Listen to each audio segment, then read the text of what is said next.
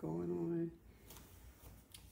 Okay, let's see if it gives me the option to add in the group. Okay, so we are back, and I know you all have met Angelica, but this is Julian. This is my youngest son, and I thought about him because he's a low-key kind of brother. He's a low-key kind of dude, and but he has a very, very thorough, detail-oriented mind and good critical thinking skills. So let me tell you what happened. Yesterday, I was talking to a lady about using her studio to record a music video, and I was explaining to her the concept and that we were going to be, you know, having the characters do all the popular dances and everything. And so my son was here with me when I was talking to the lady, and he interrupted me and he wanted to warn me about something. So what was it that you wanted to tell me? So you will get sued for copyright if you use other dances in your own, for your own credit. Like Fortnite got sued for putting the floss dance in the game. Okay. How did you find out about them getting sued? Because that's not even something that I knew. People make videos on YouTube about it because Fortnite is such a big game. Okay. So you're how old? 8. You're 8, and you had to tell a 39-year-old businesswoman to be careful about infringement issues and getting sued for using dances to capitalize on. I think that's pretty awesome. You have anything else to share? I want people to see how important it is for when your children are around, they're listening. They're paying attention to what you're doing. And it's no coincidence that Julian had that information on his mind because he sat in on a business meeting that we had on I think it was last Thursday, I want to say. The meeting was about us doing a consultation with the licensing attorney and how important it is that our idea doesn't get stolen.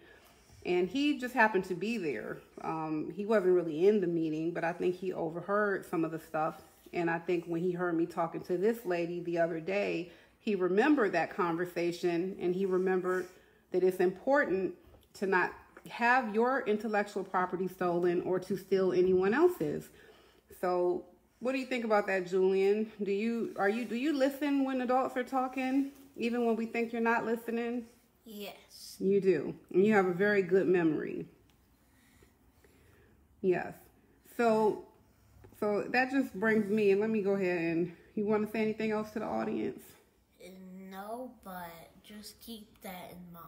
Keep that in mind. I really appreciate that information. If you want to become a businesswoman or man like my mom, okay. Keep that in mind. Keep that in mind. All right. We don't want to get sued. We sure don't. All right. Thank you, man. I really do. I appreciate that. Okay. Let me tell them. Bye. Bye. He said bye. Bye. Okay. So, yeah, I'm not dressed up and all that because, you know, I'm not doing the Boss Up Challenge, so that's done, so I get to go back to looking like a bum. But anyway, it's important to make sure you're cautious about what you're saying around your children. And we're all guilty of having conversations around our children that probably are not appropriate.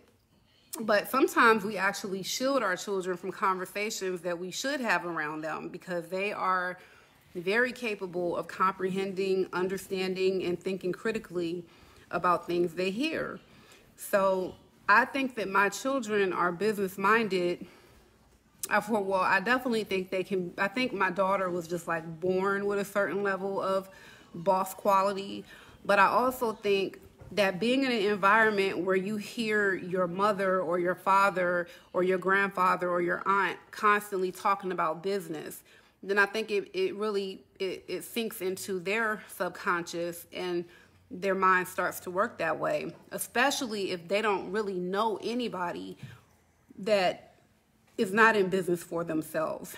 So if both set of parents are self-employed, if the grandparents are generally self-employed and they spend the most time with people who are self-employed, then they kind of just know that that's just like a way of life, not necessarily being employed. Now, if you have one parent that's self-employed and another parent that is, very, very, I guess, eager about working a job, now that child may have a conflict. They may have an internal conflict because they see both parents doing two different things, and it may not be instilled in them as much as if both parents were doing the same thing.